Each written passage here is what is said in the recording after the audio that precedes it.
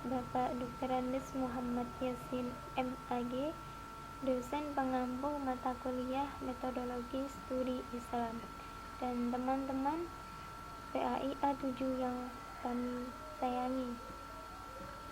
Presentasi dari kelompok 13 yang terdiri dari Muhammad Yusron Isroi, Siti Masrurah, dan Muhammad Rofi. Kami akan mempresentasikan tentang model penelitian pendidikan Islam. Model adalah rencana, representasi, atau deskripsi yang menjelaskan suatu objek, sistem, atau konsep yang seringkali berupa penyederhanaan atau idealisasi. Bentuknya dapat berupa model fisik, market, bentuk prototip, model citra atau gambar rancangan, citra komputer, atau rumusan matematis. Kemudian penelitian adalah suatu penyelidikan atau suatu usaha pengujian yang dilakukan secara teliti dan kritis dalam mencari fakta-fakta atau prinsip-prinsip dengan menggunakan langkah-langkah tertentu. Jadi model penelitian adalah rencana, representasi, dan deskripsi atas suatu usaha yang sistematis untuk menemukan jawaban ilmiah terhadap suatu masalah. Kemudian, ruang lingkup kajian penelitian pendidikan Islam. Yang pertama yaitu pendidikan Islam sebagai mata pelajaran yang diberikan di lembaga pendidikan umum, mulai tingkat dasar hingga perguruan tinggi. Yang kedua yaitu pendidikan Islam sebagai lembaga pendidikan formal, non-formal, dan informal. Di sini lembaga pendidikan Islam sebagai lembaga pendidikan formal itu terdiri dari madrasah, pesantren, dan perguruan tinggi.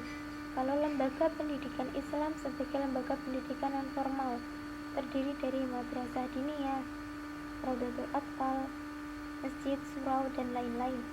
Kalau lembaga pendidikan Islam sebagai lembaga pendidikan non formal terdiri dari pendidikan keluarga dan lingkungan.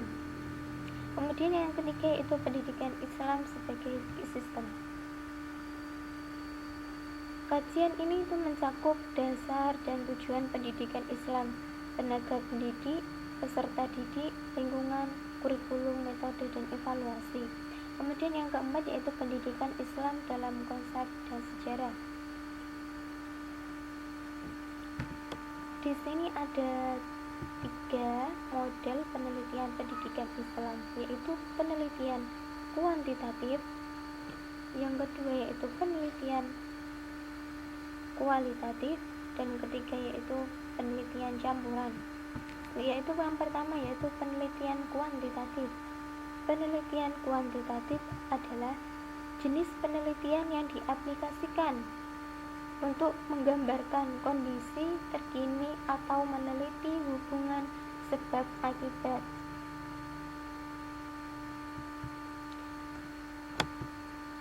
Penelitian kuantitatif terdapat beberapa jenis penelitian, di antaranya yaitu yang pertama penelitian deskriptif.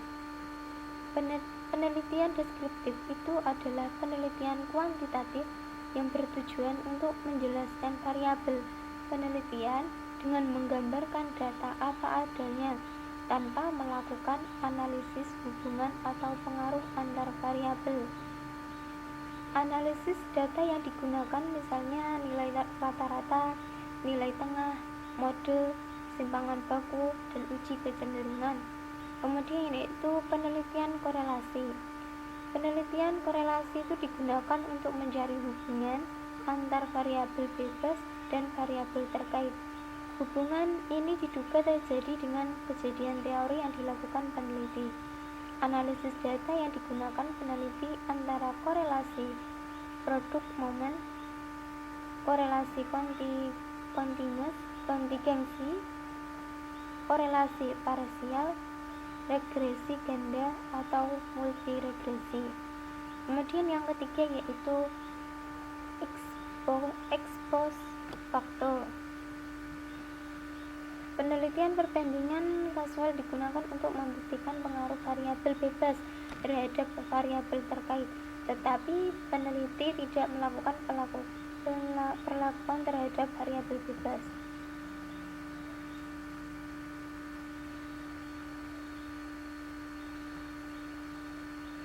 Peneliti hanya mengekspos pengaruh variabel tersebut terhadap kinerja guru dalam penelitiannya.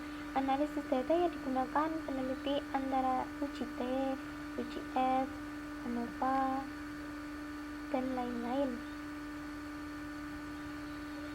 dengan menggunakan bantuan program Wisrel.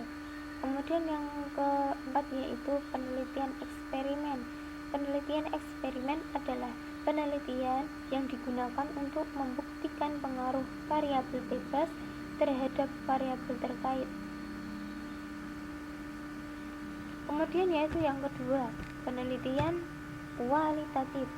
Penelitian kualitatif adalah penelitian mendalam yang menggunakan teknik pengumpulan data dari informan penelitian dalam setting-setting alamiah.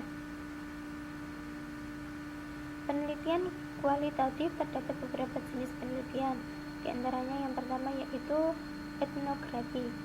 Penelitian etnografi itu adalah penelitian yang bertujuan untuk menafsirkan budaya dari kelompok sosial tertentu. Kemudian yang kedua, fenomenologi adalah sebuah penelitian yang menggambarkan makna-makna dari sebuah pengalaman hidup. Yang ketiga yaitu studi kasus. Penggunaan metode studi kasus dalam pendekatan penelitian kualitatif membuat peneliti dapat memperoleh pemahaman utuh dan terintegrasi mengenai interrelasi berbagai fakta dan dimensi dari kasus khusus tersebut. Kemudian genre teori adalah penelitian yang bertujuan membangun teori dasar dan dari data penelitian yang dikumpulkan. Kemudian yaitu yang kelima, studi kritis. Studi kritis berbasis kepada emansipasi antara peneliti dengan partisipan. Penelitian yang diperlukan dengan pemberdayaan. Peneliti tidak hanya belajar dari partisipan, tetapi juga memberikan pembelaan dan tindakan terhadap partisipan.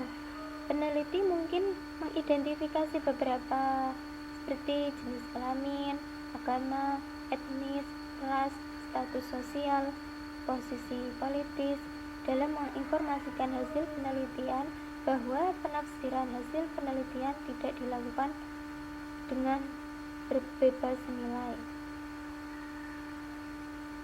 Kemudian yaitu model penelitian pendidikan yang ketiga yaitu penelitian campuran atau penelitian mixed.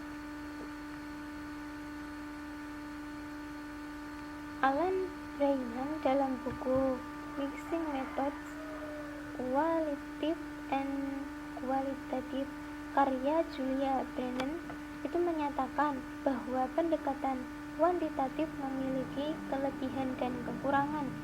Begitu juga dengan penelitian kualitatif juga memiliki kelebihan dan kekurangan. Penggabungan adalah cara untuk melengkapi atau menyempurnakan.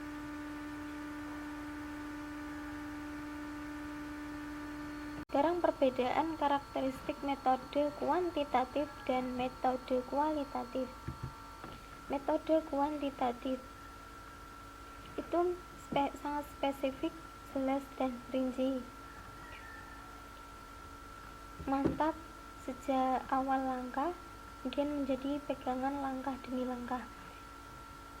Kemudian yaitu metode kualitatif itu umum, fleksibel, berkembang, dan muncul dalam proses penelitian. Sekian dari kami.